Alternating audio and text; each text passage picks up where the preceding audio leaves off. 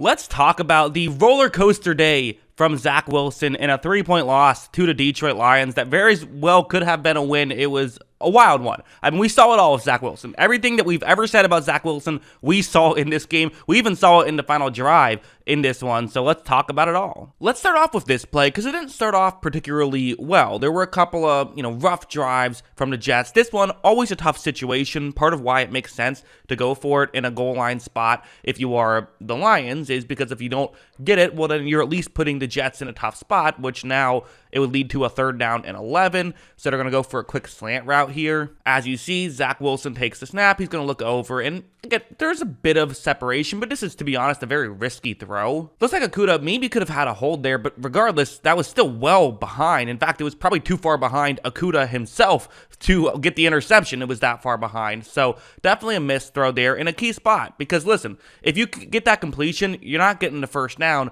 but what you would have done was given your punter more space to make a punt. He ended up with a really bad punt, which everyone blamed the punter for, but listen, that's a hard punt. When you're punting with that little space, you have to get it off quickly. You expect a bad punt in that situation, really. You don't expect a touchdown to happen out of it, but still, it kind of led to that. So that wasn't ideal. It also felt like early on, really in this first quarter, it felt like the training wheels were still on. And one thing I've been pounding the table on with the Jets is when Zach Wilson is out there, keeping the training wheels on him, that's not helping him. That's not something that benefits his game. It actually hurts his game. With the training wheels off, we've certainly seen mixed results, but at least mixed results is better than bad results. And with the training wheels on, this is what I mean by the training wheels being on, where it's a play designed to get the ball to one player, Braxton Berrios. That's entirely what you're doing. You have your 2 eligible receivers on the offense's left, running deeper routes. You're actually not blocking a player off the edge on this play with play action. It's going to be a quick flip to Berrios. That's what's supposed to happen here. However, when this play begins, there was some traffic in front, and Berrios doesn't get a clean release here. Not really his fault. It was just kind of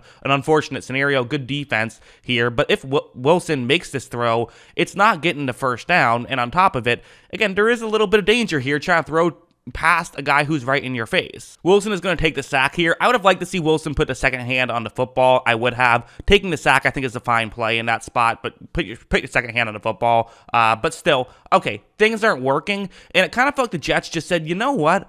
Let's just start chucking it down the field. Let's just take some chances, because they kind of said the secondary of the Lions is their weakness. Well, let's try that weakness. We can't just keep doing this stuff. And they saw some really explosive plays once they did that. Starting off with this one, it's going to be a zone coverage play. It's actually designed to get CJ Uzomah open, where the way it works is the receiver to the right is going to be running a deeper route over the middle. That's going to draw the corner who's covering him over the middle as well. You then have Uzomah going to run, eventually get into sort of that area where only the safety can really see him and come in and make a play. To help sell this, watch Wilson run the play action, but then he rolls out towards his left, but I believe he was supposed to throw across his body the whole way. This feels like a play that they said, hey, let's play to Zach Wilson's strengths a little bit. What can Zach Wilson do? Well, he can make these great throws across his body, right? We drafted him because of that pro day throw. So let's design a pro day throw. Why not? I mean, this is a play that not a lot of quarterbacks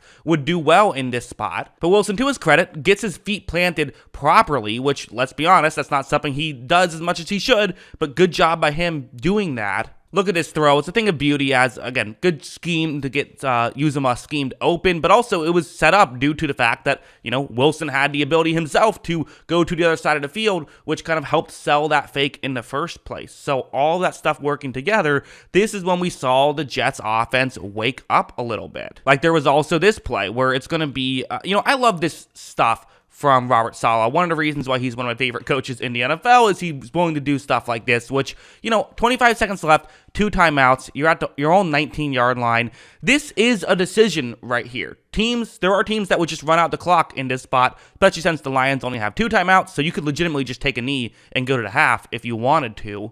But for me personally, I've always been in the belief of, hey, if you're at midfield and there's only 3 seconds left, every single team in the league would try a Hail Mary. But for some reason, when you're in this situation, not every team would do the same, try a Hail Mary type spot. But you have a timeout, so, one Hail Mary type play and you're in field goal range. You don't have to do a Hail Mary type play, but they're kind of going to. Not really. It's not a Hail Mary play, but it's just going to be a deep pass. But it's quarters coverage that the Lions are in, and with you have a receiver running a deep route. It's actually Jeff Smith who came in and actually made a couple plays for the Jets in this one. But what's going to happen here, deep shot, one-on-one matchup. It's going to turn into a one-on-one matchup. There is a safety deep as well, but he's not going to cover Smith. So watch how Wilson takes the snap. And notice where Wilson throws the football. Throws it from about his own 9-yard line. So we're getting down here. And, on paper, maybe that's the wrong way to phrase it, but it kind of looks like it's a bit underthrown in the sense of like you want to lead your receiver typically in this spot, but you have to factor in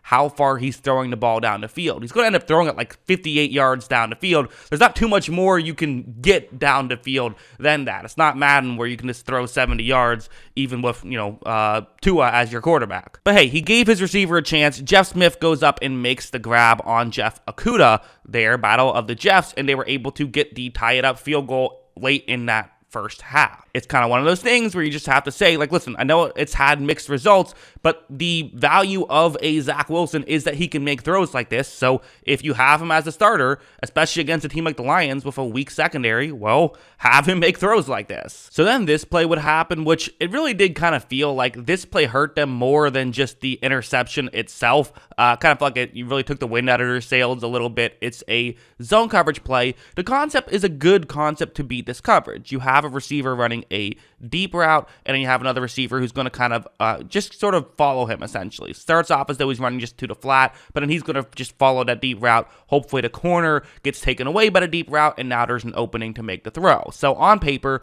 play that should work. Zach Wilson takes the snap, runs a play action, and just basically throws it because he felt like it should have worked on paper. That's kind of one of those, young player mistakes, but it does feel like, okay, it's a mistake. You don't want to make this throw here. I do also have to say, though, I'm not exactly sure what's happening here. Like, this is Elijah Moore. I feel like Elijah Moore could go up and try to at least make a play on it, at least knock the ball away, right? Prevent the interception. I don't know why he's kind of just, hanging out of bounds. I mean, he's going to just run it out of bounds. I don't really get what he's doing here. It ends up getting intercepted, and there's still no excuse. That's an interception. That's a bad play by Zach Wilson. And it felt like after this play, I think it spooked the Jets a little bit. I think it said, okay, we can't just let Zach Wilson cook, right? We can't keep doing this. We have to make sure that we protect ourselves from him doing this. But again, what was working in the first place, the reason why it was tied in the first place was because of his highlight reel type throws. They tried to, go back to sort of these more, over the middle and kind of underneath passes, which Wilson isn't great at and struggled at that. So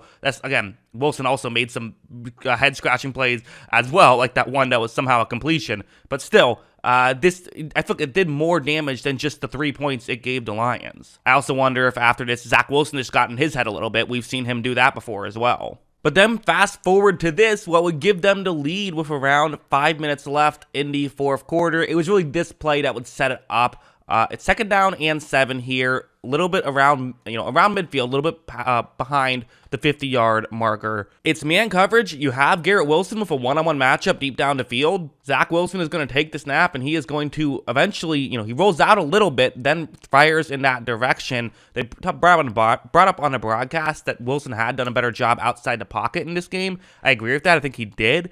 But still, I mean, you look at this, it's not like this is a wide open play or anything like that, and it's also not going to make it's a perfect throw. What Wilson is doing here is just giving a chance for Garrett Wilson, to try and make a play. Two guys who have not been entirely on the same page, and you've even seen them kind of go at each other a little bit. Maybe that's too strong of a phrasing, but just like you saw Garrett Wilson be visibly upset after Zach Wilson missed a throw. So again, take what you want with that, but we did see that. But here, Zach makes a great throw to Garrett. They're able to get a big completion, which just a couple plays later, they would end up getting a touchdown to take the lead. I mean, just really good stuff there from Zach Wilson. And again, there's negatives. There's no denying there are negatives with Zach Wilson's game. There are negatives with the Jets game. But these are the stuff that at least he does bring this to the table, which is nice to see. At least there is an upside here. So yeah, I mean, at the end of the day, I don't know. I don't know what you do with this. Zach Wilson's a weird player. He's a unicorn, right? I don't know anyone else like him. He's the only player I've seen like this who will at times just look like he's can't even play in the NFL, and other times, that fourth down conversion to give them a chance late in the end of that game was just superstar level play, superstar caliber play. But then these other plays, he looks like even on that final drive, he missed a couple of throws that he should have had as well. So it's just like, I don't know what you do with this guy. I really don't know what my decision would be of who to start next week. I don't know. But again, it's just weird. What do you guys think about all of this? Let me know in the comments below. Always love hearing from you. And of course, as always, thanks for watching.